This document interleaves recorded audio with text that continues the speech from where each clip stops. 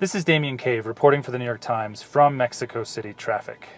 I'm trying to get through an intersection that's pretty much the bane of my existence.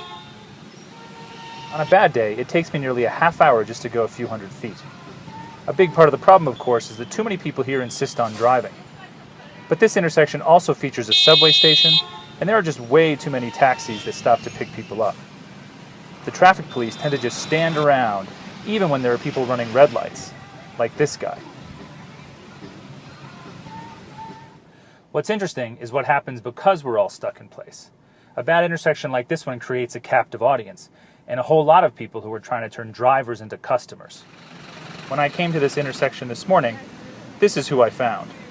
There were also a bunch of guys who said they were waiting to be sent somewhere for a day of manual labor. Other intersections, like this one a few blocks away, have their own forms of creative salesmanship. This mime is one of my personal favorites. But no matter where you are, it's hard not to marvel at just how much there is to see in this city while trapped behind the wheel. Drivers do all kinds of things to pass the time. And yes, in case you were wondering, talking on a cell phone is illegal here, not that anyone pays attention to the law.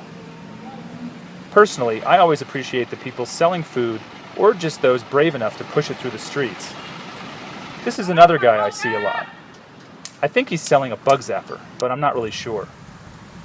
Altogether, the more time I've spent here, the more I've come to see this intersection as a microcosm of Mexico itself. This is a country where 6 out of every 10 workers toils in the informal economy, and yet it's also increasingly middle class, which means more drivers and more traffic.